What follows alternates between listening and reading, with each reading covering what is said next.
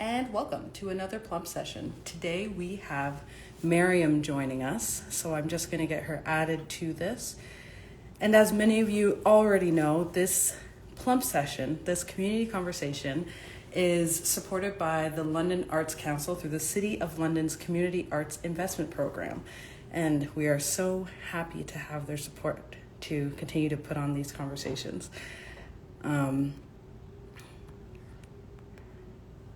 Just adding Mariam now. Hi, Reba. Awesome. Oh, hello. Oh my God, look at those earrings. They're so nice. Thank you. They're running fox, and I love them. Love it. Say that name again. Who is it by?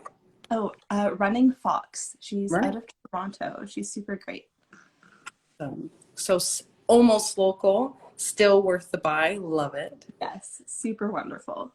Yes. So, today we have Mariam, as you can see, and I'm just going to read a quick little bio about you because you're amazing and everyone deserves to know why you're so amazing.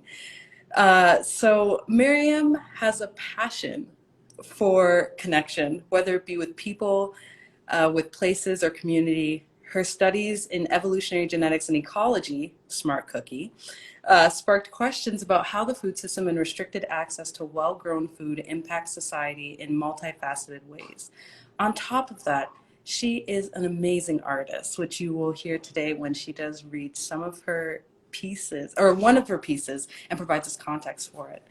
She has done work with, and continues to do work with Urban Roots. She also works with WOSN, which is an acronym for Women of Ontario Social Enterprise Network. So today we'll be talking about both of those, and like I said, we'll also be privy to an amazing reading that's sure to highlight a lot of the work that Mariam does in the community and beyond. Oh, you're so kind. I just adore you. Yeah. So we can just hop into it unless you want to say a quick little thing for yourself as well. No, for those of you who know me, you know that I'm a crybaby, and I think the worst purchase that I've ever made was non-waterproof mascara. And you bet I wore that. So let's see how this goes. It asks the drama. I can make like a little still. Great. So yes, so this piece, so for context, I wrote it just a few days before our most recent lockdown with the problematic police enforcement. And what had happened was I live in a very privileged area of London in Old South, and there was someone without a home sleeping in our alcove. So the person who found them said that they were asking for help, so they called EMS, and it turned out they were exhibiting signs of COVID. And through all of that, everyone was really concerned about what that meant for us, the people who have somewhere to stay. And, you know, instead of the fact that there's this person who was without shelter, without warmth, unwell, obviously like asking for help, but instead it was about us. And I feel like so often community compassion and community care seems to come with these contingencies, and those contingencies are things like stable income and like a warm bed. And there's so much privilege in being able to center our own comfort in the wake of someone else's survival. And you know, what does that mean, and what does it mean that we focus so heavily on our own self-preservation? So with all of that, I was remembering all of the incredible folks that I got to be a part of a community with at the Root Cellar, who, you know, would come in to use the community fund. And there were obviously some hairy moments there, but through all of it, they just wanted to be heard. So, I wrote this. Here we go. A white flag signifies to all that an approaching negotiator is unarmed, with an intent to surrender and a desire to communicate. Clutching white fabric, I cry, surrender, surrender, surrender. You say, I'm sorry, I'm sorry, I'm sorry. Empty words feel so heavy. The weight of nothing being done. Is it sheep or coins or votes you count as you lay your head to sleep? Or is it our humanity scattered on the street? I'll dream of pouring oil and fat on that shiny pedestal you climb instead of using it to burn myself alive. Have you ever tried to set yourself on fire, just trying to survive? I am a whale out of water. Does no one see me writhing, or only if I lay my body in your way? I have something to say. Does no one hear me calling, or only if I wave a white color flag? Hmm. Ah. There she is. uh, uh, 1 second. Yeah. Like, even if one was to hear that piece, and I'm sorry for the noise in the background, I don't know what is happening outside. But even if someone was to just hear that without the context, I think it would sit heavy and cause a lot of reflection. Um, but knowing that that was in the wake of really witnessing the discrepancy, right, with how the times, and people always say, oh, the new normal, all that stuff, but like these things have been happening. People have been experiencing houselessness. People have been struggling with their addictions. People have been literally out in the streets, especially in London, for a very long time. Yeah. Right. Yeah, I think it's important to highlight the fact that you speaking these words and making it into poetry, making it into art, it's really backed up with what you do in the community and the roles that you choose to pursue and the people that you choose to lift up in your positions. And I will say of power, but I'll also say of community. Teeing this up, we called you a community powerhouse. So if you can just speak to, how you're actually helping the community in very tangible ways, primarily with Urban Roots, we can start with that. Yeah. Yeah, so I am very grateful to sit on the board of directors of Urban Roots. So for anyone who is not aware, it's an urban agriculture nonprofit here in London, which aims to bring equity and access to the way that we see our food system. And that can look like a lot of different things, but really what it is, you know, everyone deserves to have good food. Food is like a human right, but also like food, there's so much to the connection of food. And, so many people, when you're looking at an equity lens, food provides culture and provides comfort. And, you know, folks who might need to be accessing these food services to be accessing things that don't bring them a sense of home in whatever home means.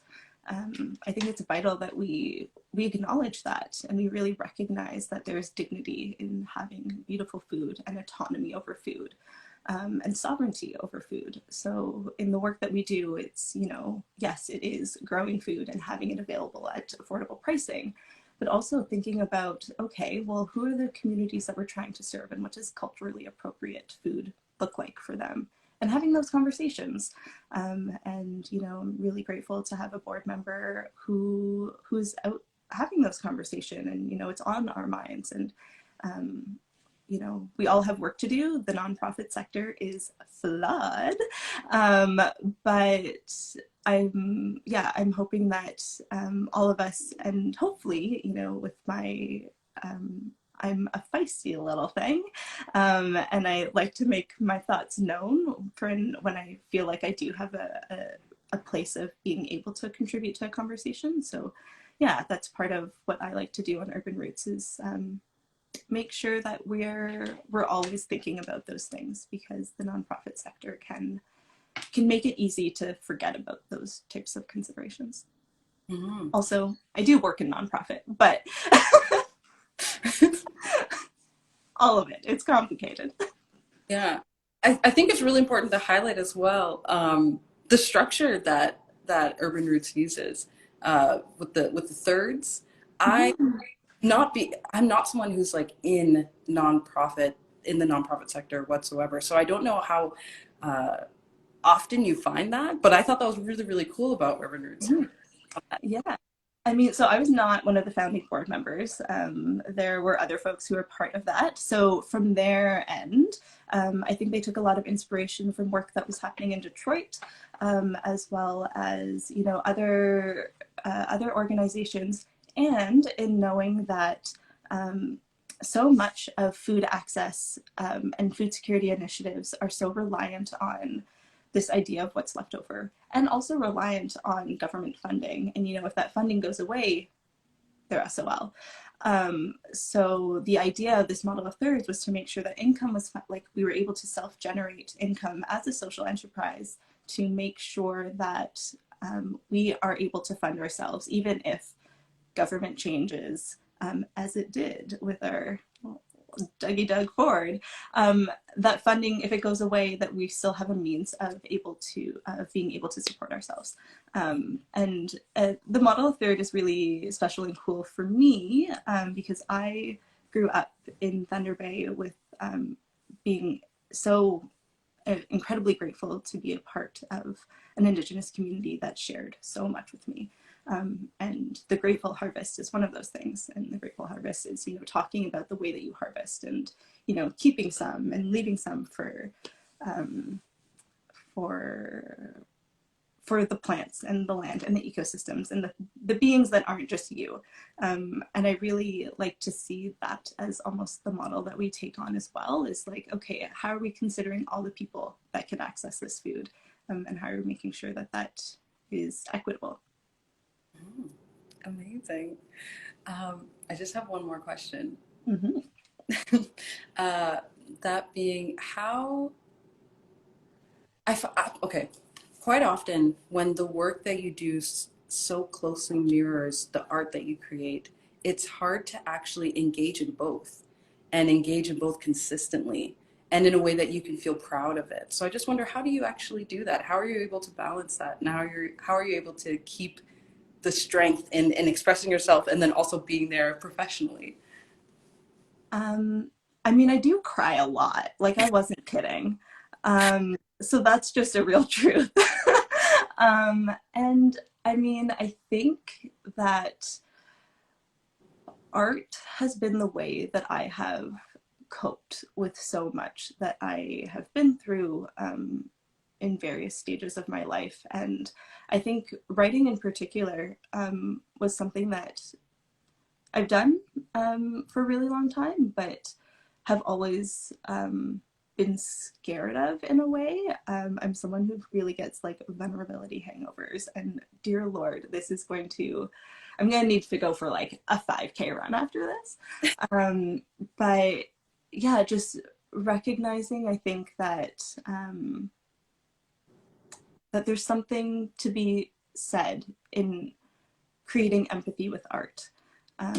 So being able to share these hard things, not only does it make maybe like myself, like, not, it doesn't just bring me comfort, but it allows me to explore these hard feelings that I have, and move past the discomfort to actually move into the work. um, and so I think that's why, even though it's not easy, I want to continue to do it, because it allows me um, to go on to be productive, with all these things that, these hard feelings that I have, these inequities that I see, these things that just make me sad. I can work through them with art, and then I'm like, okay, maybe someone else can work through it too, and then let's do let's do the damn work. Yes, I love it. Well, thank you so much, Miriam, for taking the time to talk with us today to share your work, because I really do believe that